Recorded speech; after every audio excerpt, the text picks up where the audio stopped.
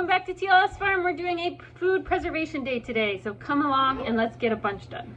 So on today's menu, we have a turkey that we ate for dinner a couple nights ago, and we need to put the rest up because we just haven't used it all. So we got 2 turkey dinners out of this, what was like a 12-pound turkey, and then the leftovers we're gonna pull off and we're gonna freeze in small portions for things like sandwiches and soups and things like that. And then we're gonna use the carcass to make turkey broth that we're gonna can.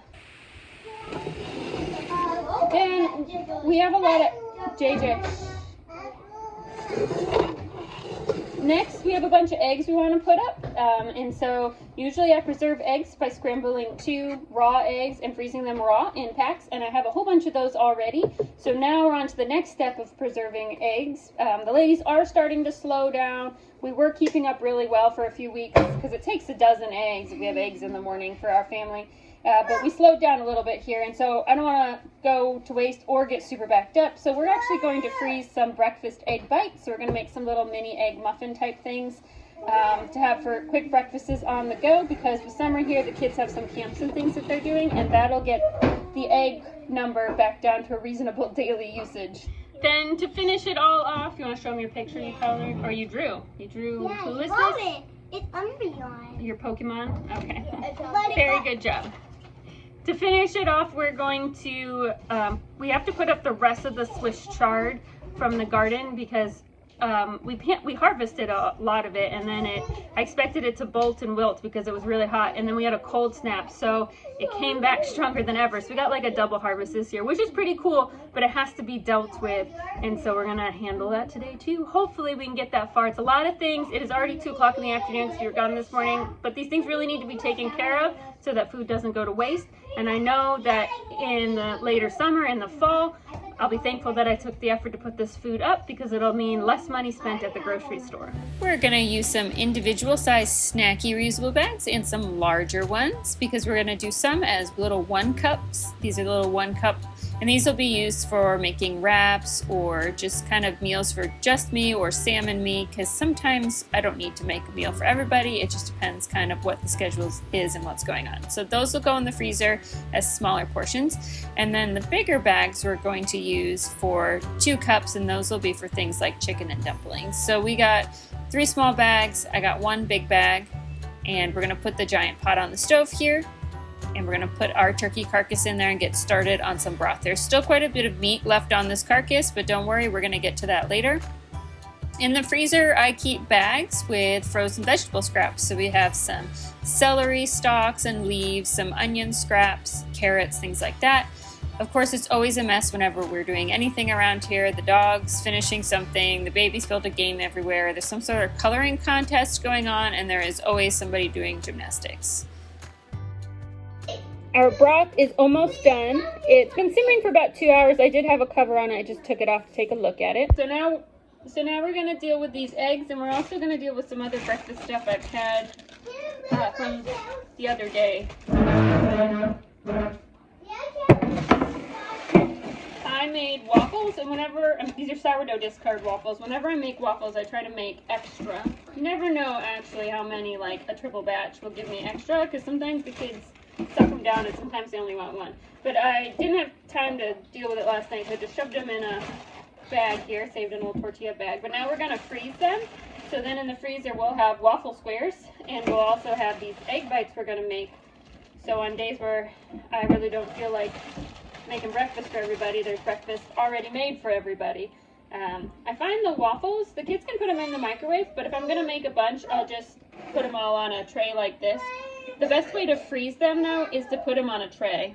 Once they are frozen, I'll pop them off and put them back in this bag, but doing it this way keeps them from sticking together. That way, if I only need 1 or 2 waffles, maybe just 1 kid wants waffles, I can just, yes you can, I can just pull out what I need instead of having a clump of waffles.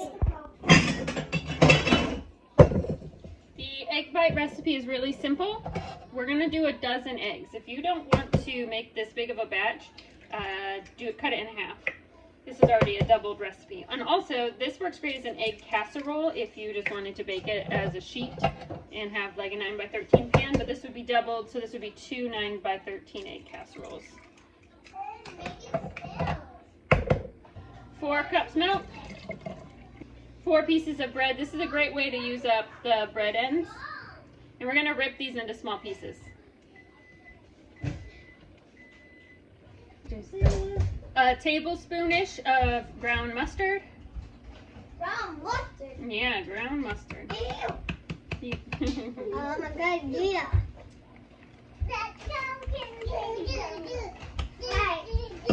2 teaspoons of salt.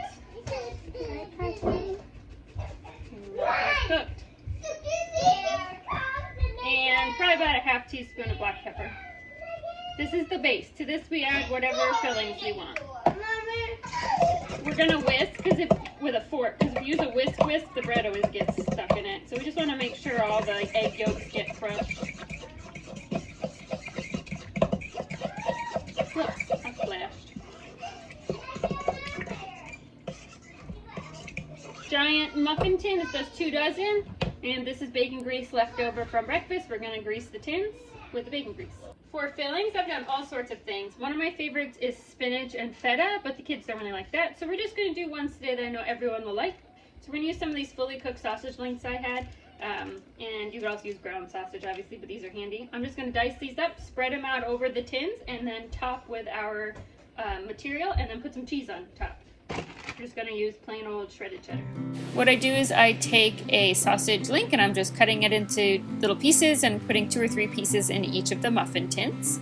And then on top of that, we are going to pour our little egg mixture, and you want to fill the tins about 3/4 of the way full because these will puff up a bit. Then on top of that, we're just going to sprinkle a little cheddar cheese, and then these will be ready to go into the oven to cook for a little bit. They will puff up and then deflate just a bit, so don't be surprised. These go in at 350 for probably about 20 minutes, but we'll check them. Yeah. That would be delicious. They all will be delicious. The broth is ready, so I just use a wide mouth funnel and a strainer. I find this is the easiest way to do it. We're going to fill up our hot and clean jars, and we're going to have 1-inch headspace. Once the jars are all full, we're going to go ahead and wipe with a wet rag to make sure if there's any residue on the rims of the jars, we get it off, because that can prevent getting a good seal. The lids are also, they've been cleaned and are in a bowl of hot water waiting to be put on top. That helps to soften the seal on them so that you can get a better seal rate. Once we put all the lids on, we're going to go ahead and add the rings too to fingertip tightness. What that means is you put the rings on kind of normally and then you give them a little extra tweak. Too tight, your lids might buckle. Not tight enough, you're going to lose all your material inside the jar. Into the canner, 25 minutes for quarts at 11 pounds pressure, 20 minutes for pints. While those are in the canner, our egg bites have cooked all the way and cooled, and they're ready to be put in these bags. So I don't bother freezing them on trays like I did the waffles, because I find if you just are kind of careful on how you stack them in the bag, they don't really stick together. So we're not going to double layer them in the bag. We're just going to do a single layer, and we'll lay them flat in the freezer so that they freeze flat, and then they don't really stick together. But if you wanted to like put a whole bunch in one bag, you'd freeze them first. Since I ended up needing 2 canners, I did pints and quarts. I ended up not making chicken and dumplings for dinner because I can't fit it on my stovetop. So I just pulled up. Baby is okay. She doesn't want to be in the packing place. She wants to do what's going on in here. I put the leftover chicken that fell off the bone. I'm always amazed at how much there is after you boil the carcass. I just put it in another Ziploc bag, and I'll make chicken and dumplings for dinner tomorrow night and add this turkey to it, not chicken. So we'll just put this in the refrigerator. Okay, we're all done. Here's what all that work got us.